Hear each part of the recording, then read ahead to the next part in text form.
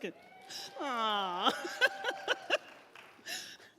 You guys, you know I love you so much.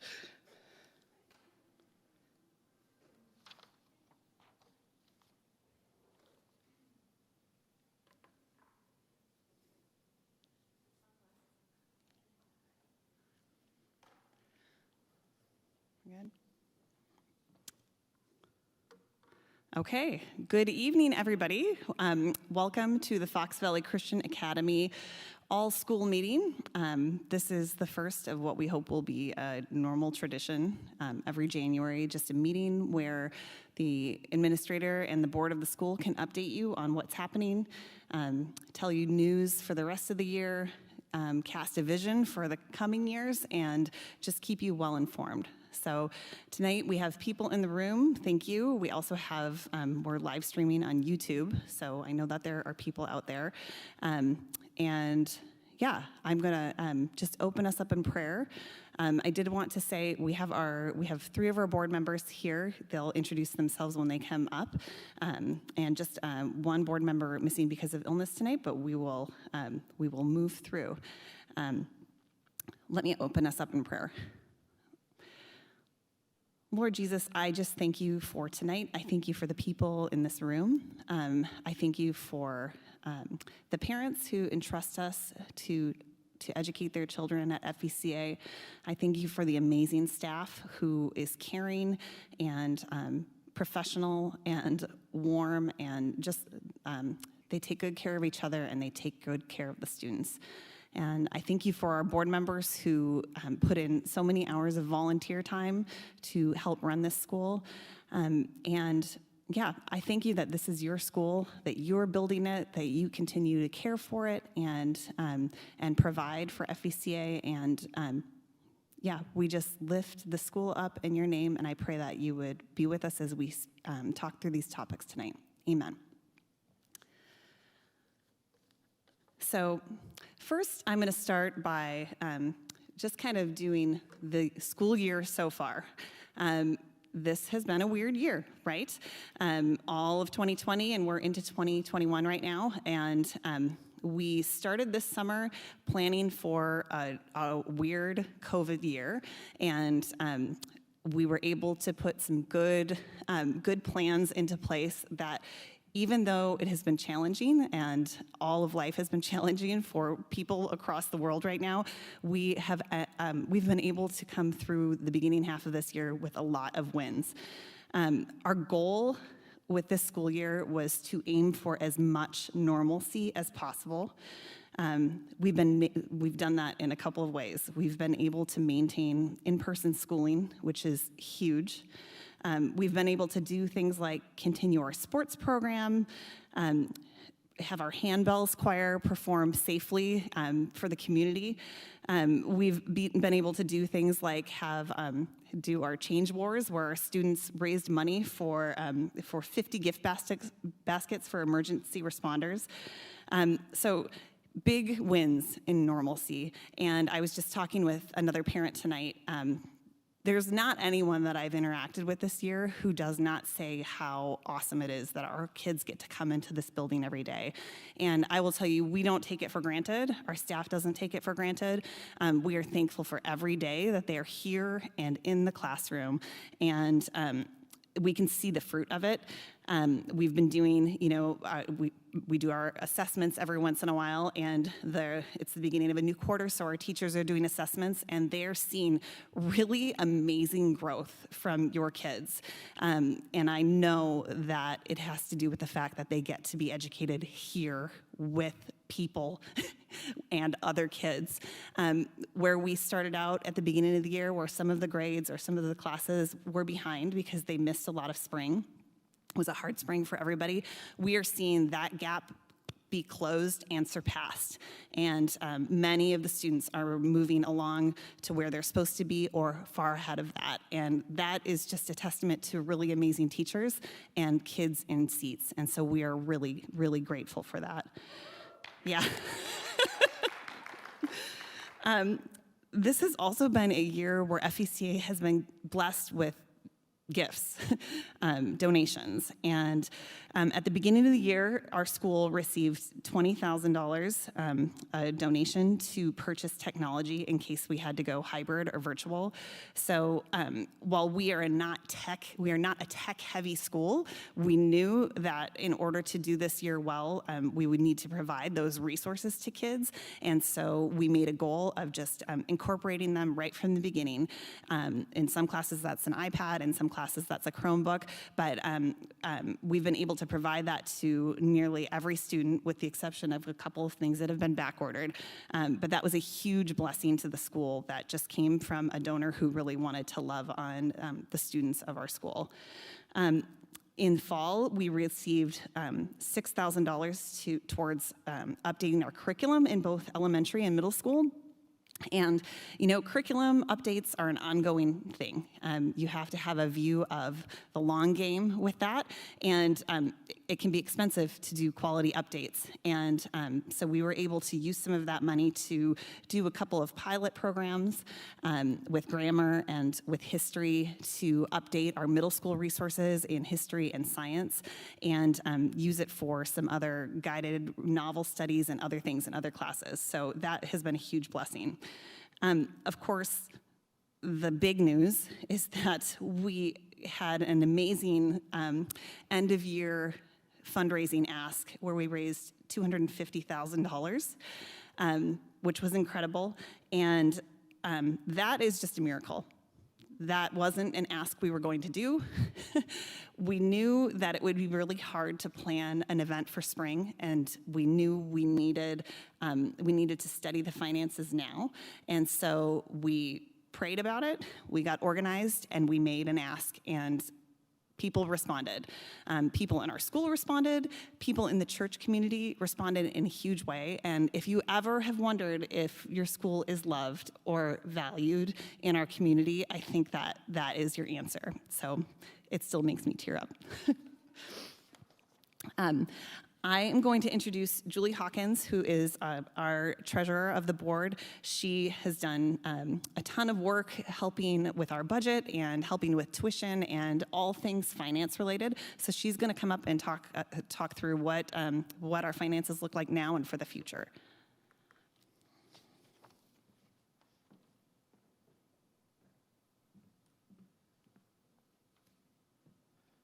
Well, welcome again. I'm really glad you're here, and to see the support we have from our parents and staff. You know, it really makes me feel good that we have so many people that are involved. I'm Julie Hawkins, and I've been on the school board this time about a year and a half now. And you may see me around Calvary doing various things, but I really enjoy working with the school too. Now I have a granddaughter here, and I count it a privilege to be able to work to invest some of my time in her schooling as well. As you know, of course, we had a very challenging start to the school year in many ways, including the financial aspect. And while it was challenging, it was still an opportunity to see God work and to really witness how God can do miracles right before our eyes. So we had quite a few students leave the school between last year and this year, and so we knew that we needed about $230,000 of fundraising. Okay. $230,000 of fundraising to offset the loss of tuition income. And then towards the end of 2020, or getting in November, December timeframe, we could see that we definitely did not have enough funding to make it through the rest of this school year. So as Joy mentioned, we prayed about it and set some plans in place to do fundraising in December and to really seek out funding for the remainder of the school year. And God's response has been truly miraculous with the $250,000 that we received. Just really still makes me wonder about how God provides for us, and so many great ways. So this funding will provide for the school's needs for the rest of this school year and begin a part of funding our fundraise or our financial aid for next year. So I just want to be clear that the funds raised in December and in January, are for this current school year, and we're just grateful that we can continue to operate, to pay our bills, to pay our staff. But we know that a large fundraising budget like this is really not sustainable for the future. We've had deficit years in the past, and we don't want to see that continue. So we knew that some tuition changes would be necessary.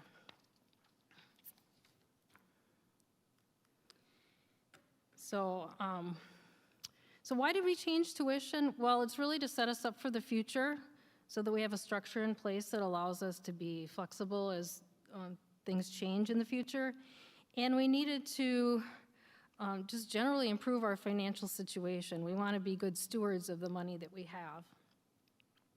So we did a complete review of our tuition costs and the structure and set 3 goals: to align tuition rates with the cost of running the school, and to simplify tuition charges, making the overall cost more transparent, and to accomplish those changes without undue burden on existing families. We really are conscious of how much you're investing in the school, and we want to make the school something that you can continue sending your children to.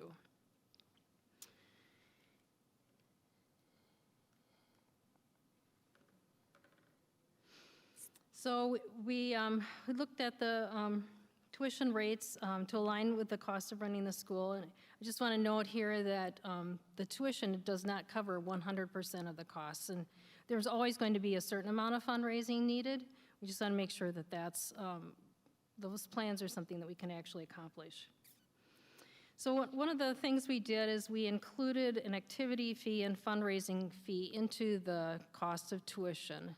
In the past, you had a registration fee that was partly registration, partly activity fee, and then there was a family fundraising fee that was separate. Well, now all those items will be combined together. We are still retaining the multiple child discount. We know that's very important. And we also want to include more items in the tuition so that you have less of those miscellaneous little charges that are coming through on your billing every month.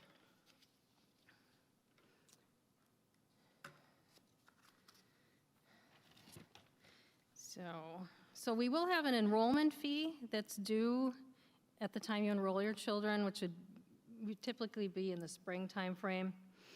And then there'll be a tuition amount that's billed in 10 installments from July through April of the school year. And the enrollment fee of $150 will hold your child's place in the classroom, make sure that you know for sure that you can get in and that it'll be non-refundable. We also made the enrollment fee standard for all grade levels, preschool through 8th grade, to make it a little easier to plan for.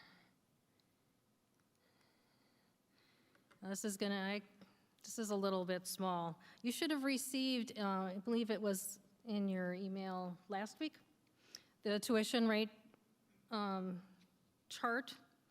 So it's a little simpler than it's been in the past, where we have one tuition rate for middle school, one for elementary, and one for preschool, and then the only difference then will be the multiple child discount, which then is subtracted from the initial tuition rate.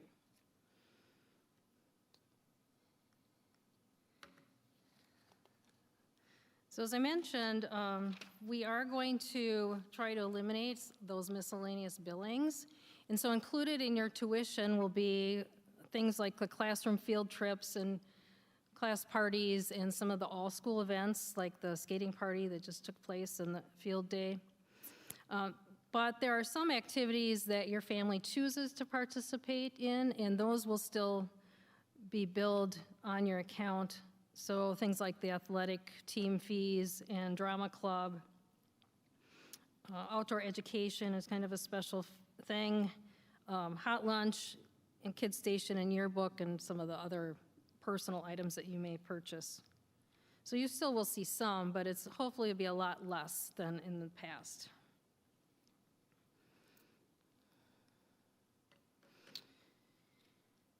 And we know that private Christian education is definitely a sacrifice for families. It's definitely an investment, but we want to try to help make it as affordable as possible. And so if there's any reason that you feel you need financial assistance, we really encourage you to apply for the financial aid via the fax system. This will help you to get the information in a more confidential way.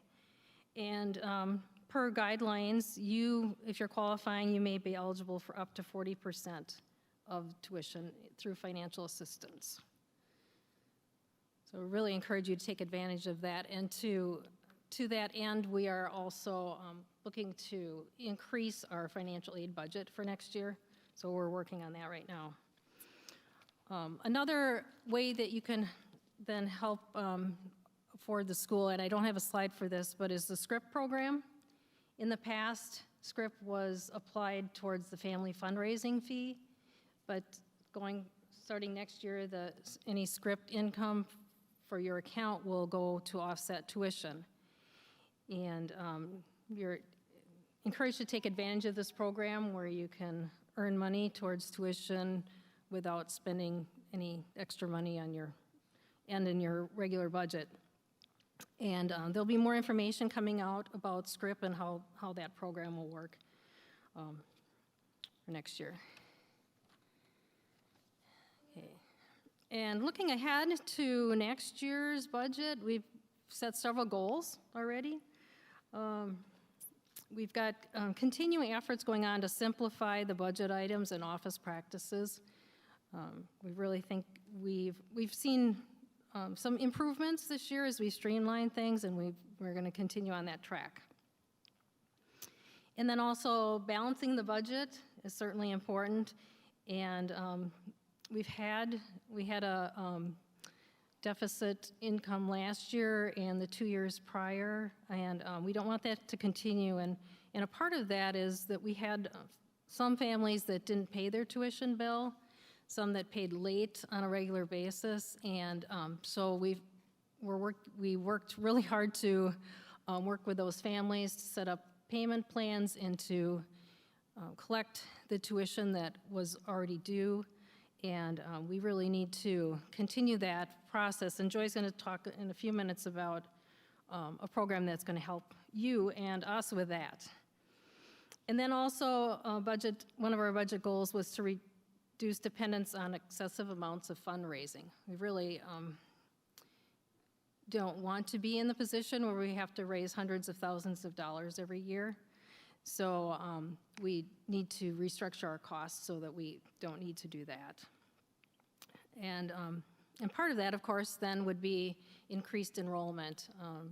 Tuition alone isn't going to do it, but we need more students, and we hope that you will recommend FVCA to your friends and really share the story about how FVCA is making a difference in the lives of your children and in your family. So we encourage you to do that, and I really appreciate it. So next up is Joy with the FACS tuition payment plan.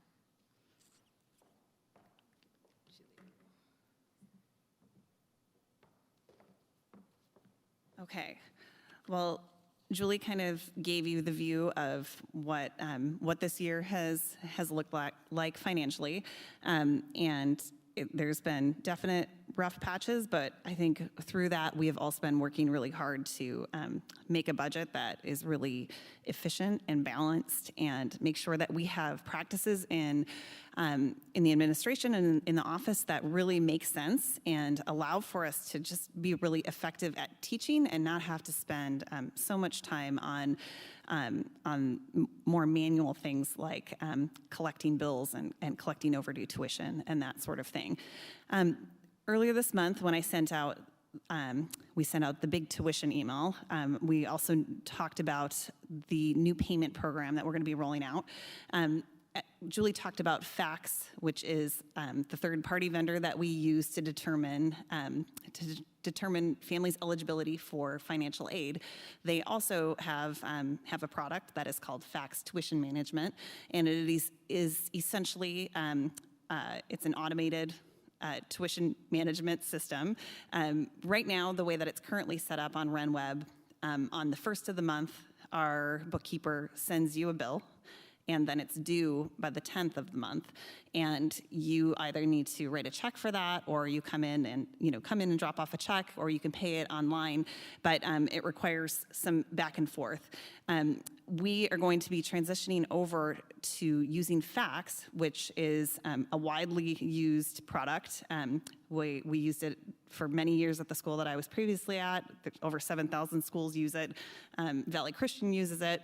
And this is just a format that is more like a mortgage. You set it up, you choose what your payment date is, and then on that date every month, it is pulled from either your bank account or your credit card or whatever it is that you put on file. I am very excited about this. We do a lot of things.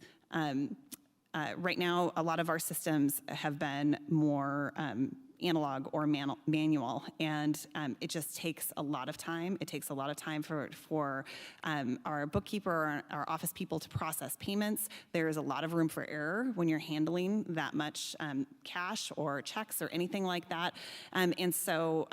And for the administrator or whoever is in that role, there can be a lot of follow-up that is needed to be done if people are behind or are not able to make payments. And as Julie explained, that was a factor for us this beginning of this year, kind of seeing some of those accounts and needing to correct that culture of late or sometimes non-payment.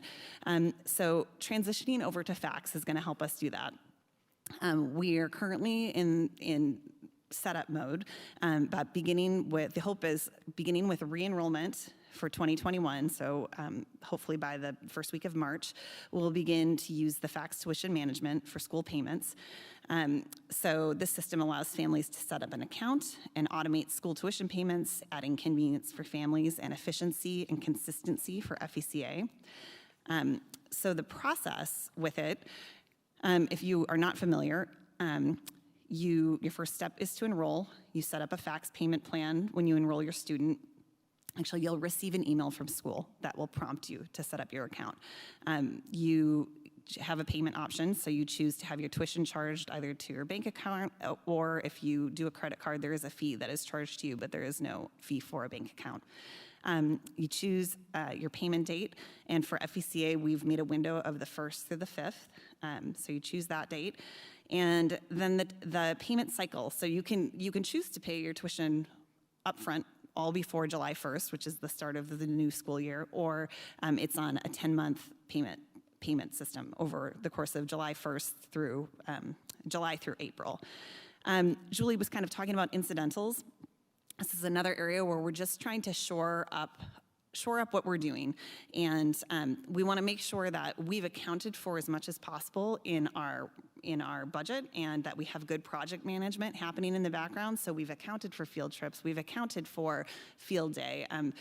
This year we're going to even account for the skating party. We know that tuition is expensive for many families, and so we want you to be able to plan for your expenditures. So that area of cost is called, there are things that are rolled into tuition, and then the other things that would bill as one-off, such as, like she said, your participation in athletics. There would be an athletic fee or a drama club fee, or if drama club did t-shirts or something like that, we will just bill those to your account as an incidental. You may say, when will that get pulled from my account? Let me tell you.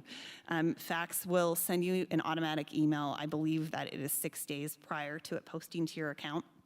And it'll say, hey, you ordered a yearbook, you'll be charged $35 on the 10th of May.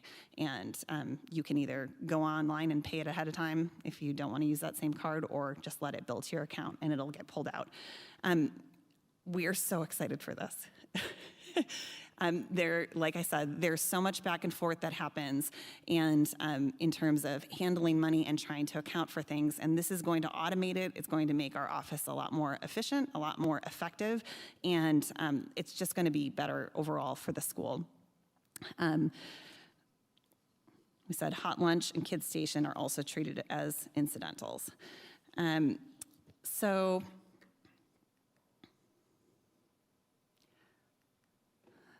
that is the FACTS tuition management program. It's awesome. I can't wait to start using it.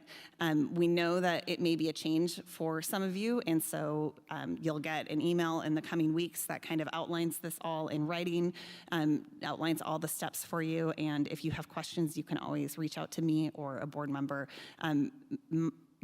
Myself and Josiah probably have the most experience with FACTS, so I'm probably the best person to put those questions towards. So moving on to enrollment, as Julie said, in addition to a balanced budget and a very efficient, effectively running business side of the school, we want all of our ducks in a row, because if we bring in students and bring in tons of money and don't shepherd it or steward it well, what's the point? It's never going to be enough. So we want to have our business ducks in a row, which we are just really closing in on, and I'm very excited about that aspect of it. And then we need to increase our enrollment. And for those of you families who have been here in previous years, we took a hard hit at the end of last year, and a lot of private schools did. People had an uncertainty about what was going on. No one had a great COVID education experience. It was hard for everybody.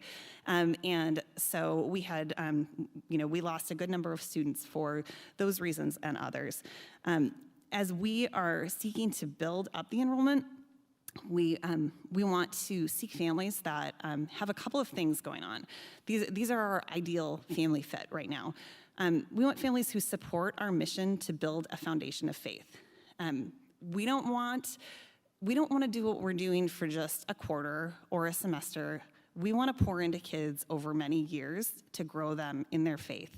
And we want them to be able to reap the fruit of many years and many young years, young into 8th grade, of just pouring into them the truth of the gospel, a biblical worldview, really solid academics, and teachers who really care about them. And so we want people who are on board. We are building a foundation of faith in our students, and it takes time, but it's well worth it.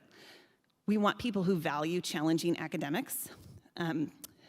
We are doing a really good job in some regards, and then we can do even better and better.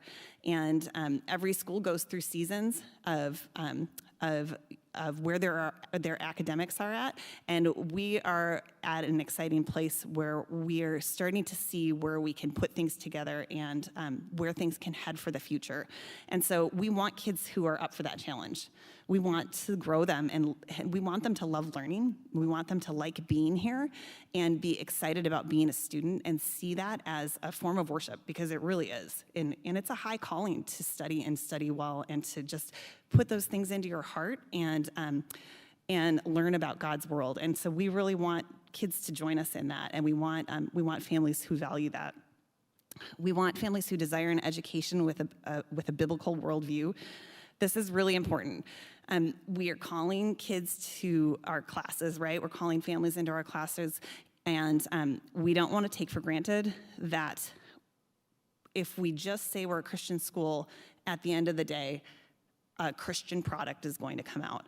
We want to shape kids, and by just helping them understand Scripture and see what Scripture has to say about the world that we live in, because that is actually going to provide them with solid grounding and truth that is going to just carry them through in their spiritual walk and into the future. So we want families who value that. A biblical worldview can be tricky to have in a world like this. I moved here from Seattle. It's hard to have a biblical worldview there, but you better have one, and you better know why you believe what you believe if you call yourself a Christian, because you are going to be challenged. And so we want to encourage these kids. We want to instruct them well and really help them love Scripture and what it has to say about the world and who they are too. And another piece, we want to attract families who hope to cultivate kids of character at home and at school. This is a partnership. Educating kids is a huge deal. For every parent, it's their most valuable thing, right? Your child is your most valuable thing in your life, likely. And we really want to attract families who are partnering with us. We want to shape their character at school, and we want it to be happening at home too. You can't drop a kid off here and have us instill something that you are not doing at home and expect that it's going to make sense to them. It's actually not going to make sense. And so we really want people to understand what we are hoping for children, and we want it to align with the way that they are shaping their kids at home too. And that is the best combo. Does this mean we need only perfect families? Nope. We're all sinners. My family is imperfect. All of our families are imperfect. But we really want to call people who are desiring these same things as we imperfectly move forward in the future and educate these kids and raise them up. We just know that we are partnered together, and that's a really high calling. As we are moving into spring, we have we've updated, we have a goal. We have a goal of enrolling at least 150 students for the 21-22 school year. We are currently at 131. It may seem like not a very high number, but we know we'll lose some 8th graders. We'll have a preschool class to fill. So our goal is a 15% increase from where we are right now, and it's intentionally conservative because we don't want to say, let's get back up to 180, and then not be able to attract the candidates that we want and then have a budget that doesn't work. We want just all of the steps in a row in a intentional, conservative way so that we can reach our goals and surpass them. I am excited to announce that we are also rolling out a digital version of the application, which is also a fax product. And so coming this spring, hopefully in the next couple of weeks, our application will move online. You may have interacted with that sort of application at other schools in the area, but parents will go onto the website, they'll click apply now, and it will take them through basically the paper series of our questions, but they'll be online. It will take them through reviewing our statement of faith and signing off on that. It will prompt them to read through our handbook and get an idea of the sort of policies that we have at the school, and then it allows them to just submit that online, and then they're in the queue, and we are able to call them back and set up an interview and bring them in and say, let us answer your questions. Let us get to know you. An interview is not because we want to be some sort of a prep school. It is because when you have kids in a school, you're building a culture, and it's like a small family, and you want to know the people that are coming in, and you want them to, you want to understand what they're about, and you want to make sure that they understand what you're about too. That's managing expectations, and that's just good for everybody. And then kids that are offered enrollment, they enroll, they pay the $150 enrollment fee, and then they're in, and we need to start doing the hard work of educating them. So I'm really excited to roll this out. Felicia does so much paperwork for us.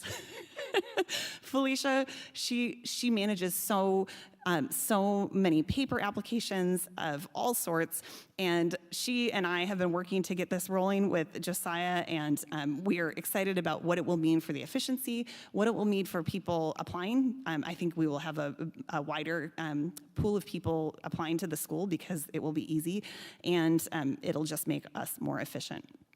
So that's kind of where we're headed with enrollment. in terms of practically and maybe philosophically too. But the hope is to build up our classes again. As you know, we have smaller class sizes this year, and that's okay because we've been able to do a lot with those numbers. But we do want to grow back into 15 to 20 as our numbers in classes, and that will make for a really solid, sustainable school. So I'm going to hand it off to Lori. She's going to give you a little update on the administrator search and also the interim. That's me.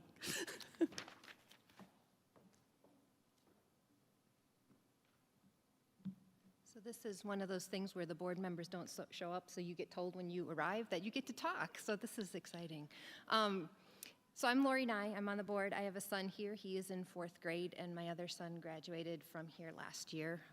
Actually, I attended here. I was in the first kindergarten class. So, yes. So, been with FVCA for a very long time, and I have seen God provide in so many ways. And one of those you saw was financially, but the other was with joy. So, yes. We had a change in our administration, and we had a gap, and Joy was willing to step up and was exactly, I think, what we needed at the time. We've been fortunate to have her as long as we have, but she is going to be done at the end of March. We are in the process of figuring out what that means for the school. I know the chairman of the board, Paul, and Ken Peterson, who is the church administrator, are working through what that interim plan looks like, but we will be taken care of because God has taken care of us every time before. So I am confident that will be taken care of for the remaining few months. As far as the search, so I'm glad this is still up because we are in the process. We have posted the job on ACSI and other places to get candidates. We've screened several candidates. Some have been really good and then got other jobs, so I was super bummed. I got 2 of those today that I was really disappointed about losing, but God has the perfect person for us. So we just ask that you can continue to pray in that space. We do have a couple more interviews coming up via the telephone, and we're still trying to figure out what that looks like to get them on site if they progress to that part in the process. I know there were several questions on what are we really looking for. And we did update the resume this time, or the application or the job profile. Sorry, I'm going to use corporate speak because that's the world I know. We updated the job profile, and we are really looking for connected with this. So the support of our mission to build a foundation of faith. This is a ministry of Calvary Bible Church, and we are looking for somebody who ideally has functioned in that capacity before and understands what it's like to partner with a church and a school together. We are looking for somebody who has an understanding of teaching and academics so that they can be part of what does the curriculum really look like and be able to speak to that intelligently. An education with a biblical worldview. They need to be aligned to our values of Calvary Bible Church. This is an extension and a ministry of Calvary, and it's a reinforcement of what our members are teaching at home. And so we want to make sure that there's an alignment with that. We do need somebody who can run a business. So this is also a business, and we need them to be fiscally responsible and help us make sure that we are charging in the right areas and using the funds wisely and that we're structured in a way. And I'm so thankful for Julie and the work that she's put in and her background, and we are blessed to have her on the board because we haven't been structured correctly in the past to be able to sustain the organization the way that it's designed. So I know the changes might be challenging, and I'm just asking you to hang in there with us. And like we said, if there's a financial implication to you personally, if you need help, please come talk to one of us because we don't want to lose anybody as a result of these changes, but we do want to set the school up for future success. And then we do want to cultivate kids of character, and that means the administrator needs to be relational.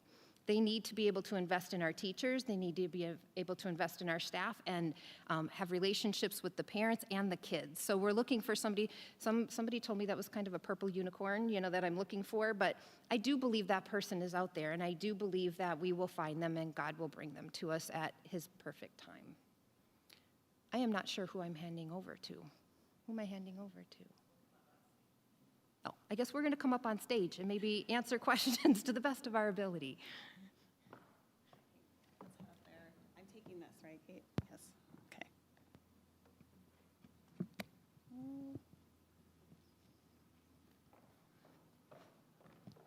Okay, so we we're streaming on YouTube. I think that's what it's called, right? Yeah, we're streaming. And so we may have some questions come in via text that way on my phone. And then we are also open to taking questions here. There is a microphone over there if you want to step up to the microphone, or it's not a super packed room, so you can also just very loudly say your question after you raise your hand and are called on. So I'm gonna head up here. Anybody have a question? Raise your hand.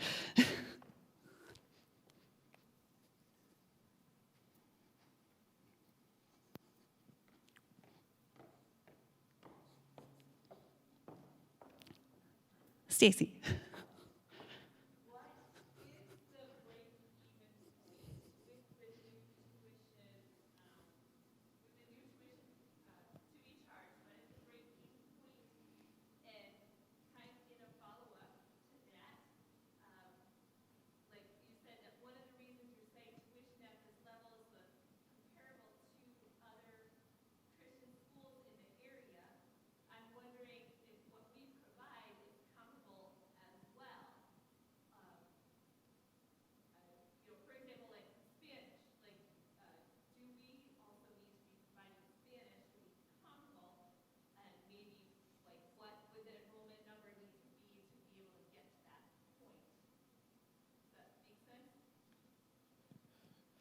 Sure, yeah.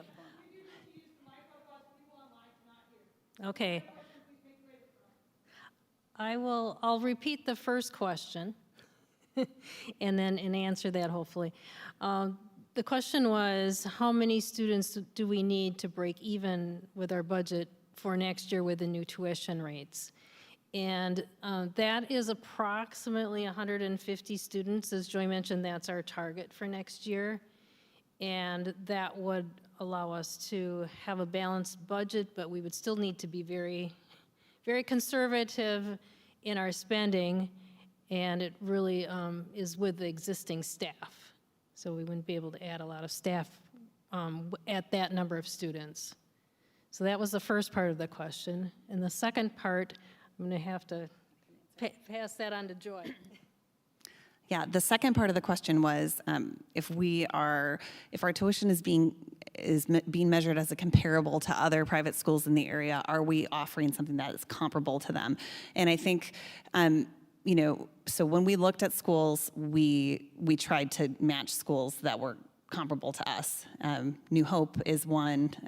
We looked at Trinity Lutheran, their lower school. Some of the Catholic schools have have tuition that has a parish discount, so it always looks a little bit different, but we were trying to weave right down the middle of all of those. And I think in terms of, I always call the extra stuff bells and whistles. Like, the bottom line is we need to provide really solid core academics, and they should be above where the kids are in grade level, right? Like, it doesn't mean that we need to be doing sixth grade work in fifth grade, but we want to ask a little bit more of them and challenge them so that when they leave here, they're better prepared than they would have been if they were in a public school, right? So we are working to do that. And then the bells and whistles, there's things that we don't provide, right? We don't have Spanish, but we have a really awesome sports program. And, we don't have a symphony, but we have handbells. And so there's no straight comparison, but we did try to weigh those things as we were looking at them. It's like doing a house comparable. There's no other house down the street that is exactly like yours, or maybe there is if you live in that neighborhood. But we tried to measure things kind of accordingly, and knowing that we always want to do better, right? We always want to aim to do better at whatever we're doing. Aim for excellence, I guess. So does that answer your question? Or do you have a follow-up at all? If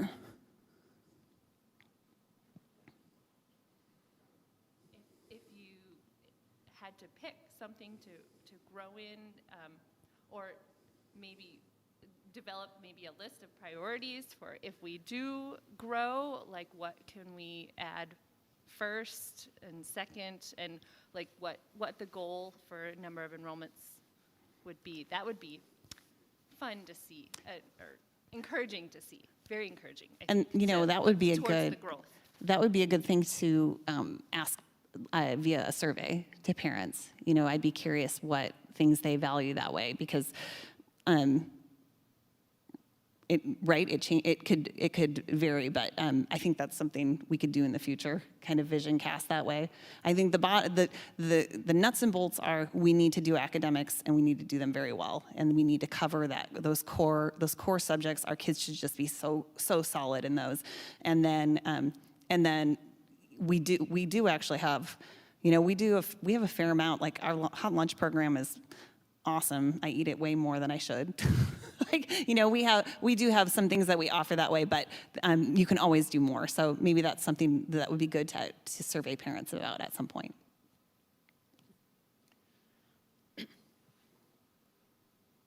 Any other questions? Oh, well, here we go.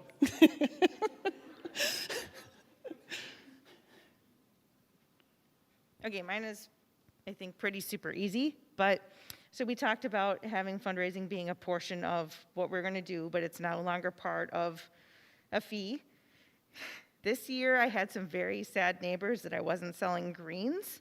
We be doing fundraisers as individuals still if we choose to participate, you know, because I've been selling greens for 9 years, or it's a long time, man. I'm a long family. People are counting on you. Yes, people count on me. Or will the fundraising things be more of like a corporate thing that the school itself is driving? I have an answer. I can start. Thanks. Again, these have been great questions so far. On the fall fundraiser, I think that's something we need to review. The report on that is that not a lot of families participated, and that it was a lot of work in the office. But I'm just getting that kind of anecdotally.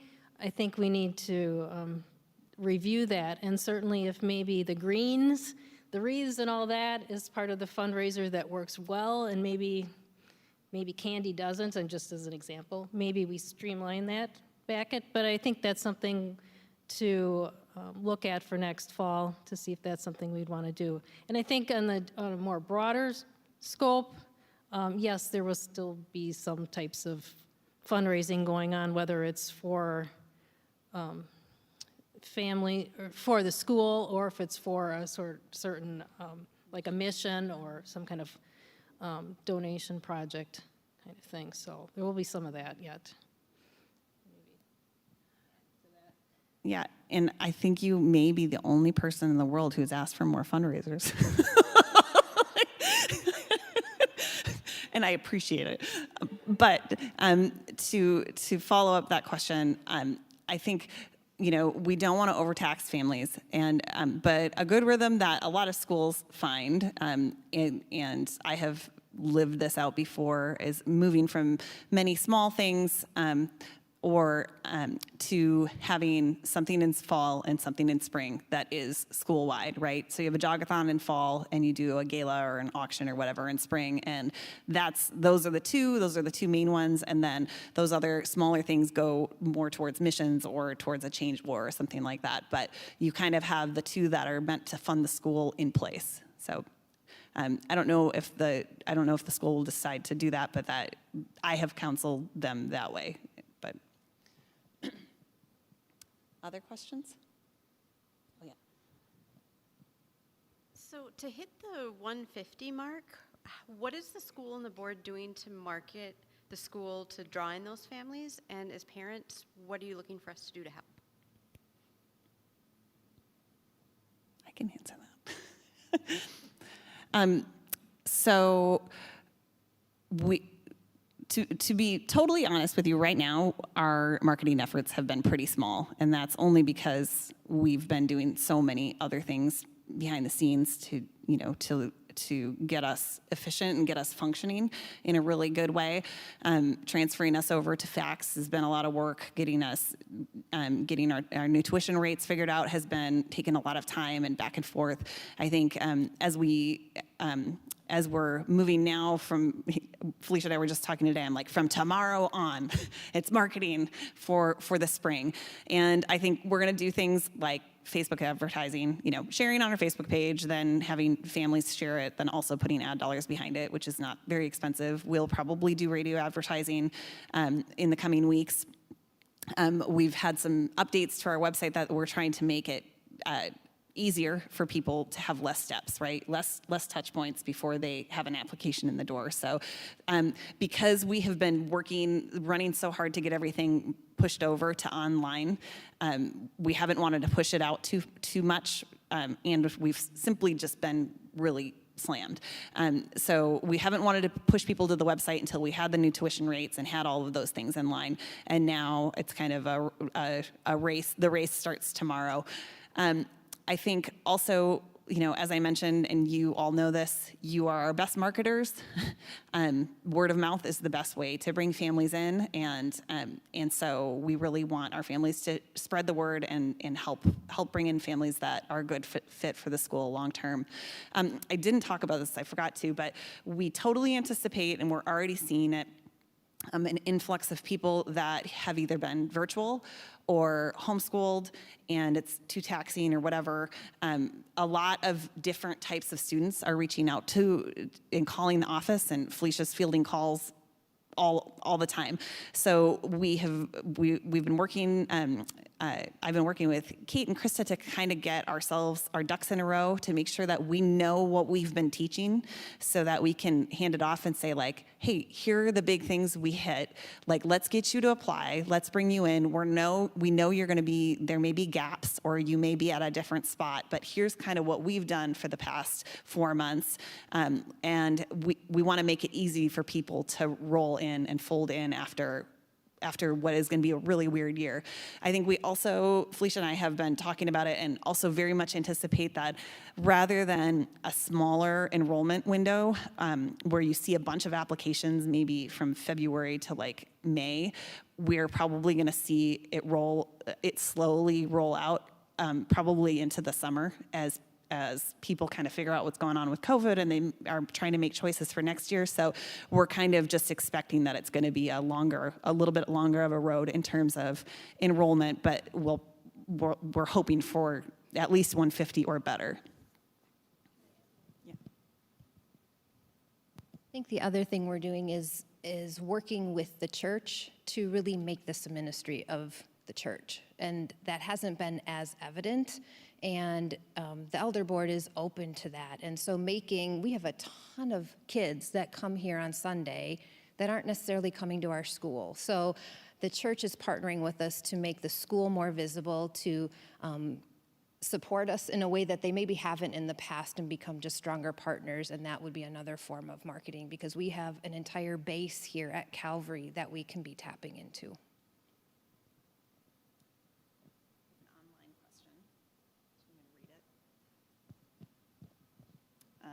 Okay, so from YouTube, what is the transition plan with the new administrator? Joy has been great. We're just wondering what that plan looks like to keep this good momentum going. I feel like someone else should answer that. That is a great question, and the Lord will answer it soon. I honestly don't know the answer to that question. I know that Paul and Ken are both working on that, and they're looking at how do we make sure that we do not lose momentum. As a board, we are stepping in as much as we possibly can. We all have day jobs and families as well, and I know the staff has stepped up in big ways and will continue to do that to keep the school running. But unfortunately, unless you know a better answer? Okay, then unfortunately I'm afraid we can't answer it at this time, but we can maybe have Paul and Ken follow up in some way, shape, or form and provide an answer soon. And just the efficiencies are going to make a big difference, right? Yeah, that's true. The efficiencies in the enrollment process and application process will definitely help keep the momentum going. So just as another note about the church's support, there was already in the last week's bulletin an announcement about registration for the school. So we're starting to see some of those things that we would like to see already coming to happen. So the word's going to be getting out there. Another online question. Okay, another online question. Do we have plans to add in Spanish language instruction? Let me make sure that's the full question. Do we have plans to bring back Spanish language instruction? Not at this exact second in time. However, I think we're making plans for, this month and next month are making plans for next year, and looking into those sorts of things or re-examining them as possible electives is always a possibility. Our main thing is that we need to be doing the main thing well. And before we branch out, we want to make sure that the core academics are really solid and that we are knocking it out of the park. Not that we're going to wait for perfection to add on or branch out. We just want to make sure that our resources and our energy and money go towards the main things first, and that we really do those well.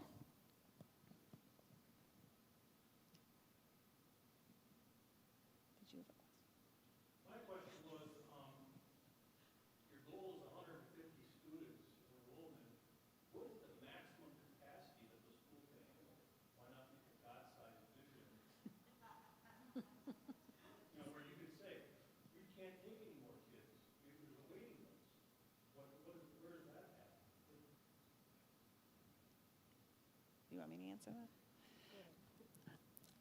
that? I like your energy. I feel like there's a board position available for you. The question is, why stop ourselves at 150 as the goal? Why not make a God-sized vision and really, shoot for really big numbers and fill the school so that we've got a waiting list and we're turning people away? I think that the main reason to start there is because the budget has been in so much trouble. And we don't want to start by making a baseline budget that we may not attain. And so my staff knows this. I like to set very realistic goals, a realistic visionary, like realistic 150. We can hit it. The budget will be balanced. Anything above that, we're even better shape. In terms of how big we could go, it depends on the classes. I mean, if you talk to somebody who's not a teacher, they could say 20 to 22 kids in a room. If you talk to a teacher, they will say 16 to 18, please, thank you. And that's the max. And also the lower grades, middle school is a different story. You can do 30 kids and just take a breath. 30 kids, you can do it. You can do more kids than 20 kids in a class. So we have the capacity for it. I think we just want to be careful to do things very thoroughly and do it very well as we're growing.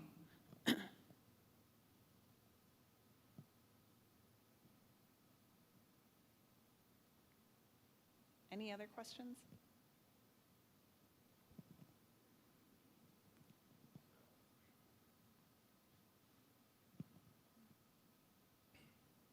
What level of leadership experience are we requiring for this new administrator? And then a follow-up, how involved are you going to be, Joy, in the interview and selection of this new administrator?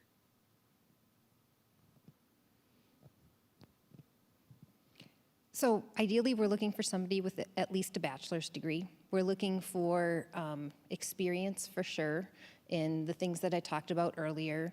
We've had people applying that have PhDs. So I'm less concerned about the academic experience, and I'm more concerned about the actual experience and the relationships and knowing how to run a school that's part of a church that has a balanced budget, that can invest in our students and our teachers and build relationships. So that was the first piece. What was the second question?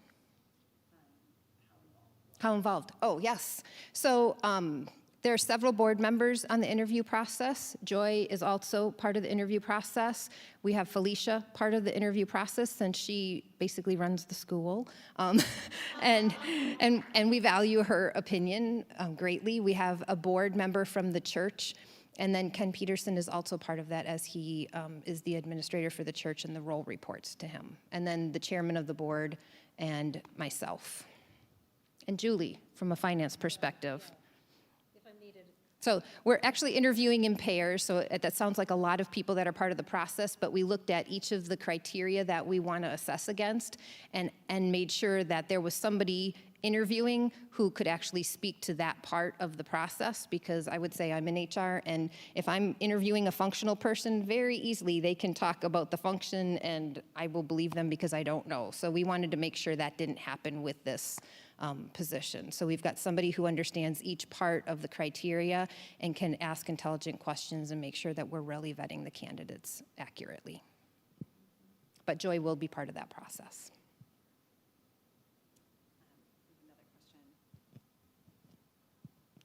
Another question from online. We are hoping there are plans for extracurriculars, such as after-school Bible study or chess club, for example. And I think, I wasn't here before this year. This is a weird skeleton crew, slim down activity year, right? Right, teachers? I'm interpreting that right. So I know that the day will come when we can more easily do those after-school clubs and that sort of thing again. I know also that those come with the need for volunteers to help run them. And so if you'd like to see something like that, what we would love to do is task you with doing it. and there are, we have a really awesome staff, and they are very willing to step alongside things. And for many things, we want a staff member involved. But if there is a parent volunteer who will lead the way and do all the logistics of it, and just let the teacher or other staff member participate, there's more likelihood of us being able to add things in like that.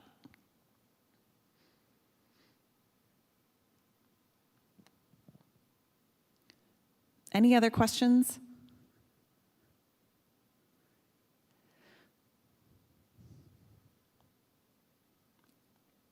Okay.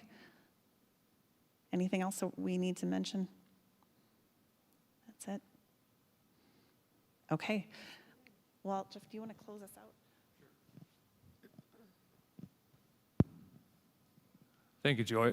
For those who don't know who I am Jeff Verley. I've been on the board for about a year and a half. Me and my family have been a part of our school for about 7 years. Many of you know Maria out there. She's been a big part of it. Primarily through FIAD and coaching. I have our oldest daughter, Stella, is in 8th grade, and my youngest, Amelia, is in 6th grade. So I just wanted to give a shout out to the school. We just love it here. We feel lucky and fortunate to be a part of this school. And I want to also extend an invite for those who have questions or concerns to reach out to myself or any other board members. I know we aim to be more available to people's concerns and questions. So please reach out. Please join me as I close us in prayer. Father God, you are an amazing God. You're an awesome God. We worship and praise you in all your glory. Lord, I just thank you for this amazing school that we have, a place where students can get a Christian education that focuses on you and your word. Lord, I thank you for all the families here, and Lord, I thank you for Joy and her leadership, and Felicia, the glue that keeps us together and moving forward. And I thank you for all the teachers, the administrative staff, aides, parent helpers, coaches, just everybody who's involved in the teaching of our students. Lord, I pray that your Spirit work through us as we continue to move through this year and rebuild. I pray for all our families, that everybody remains healthy, and you put your healing hand upon those who may have any type of need. And Lord, I also pray for our nation, that we can come together and treat each other with love and respect, and just lead our lives in the way that would honor and glorify you. And all of these things I pray. Amen.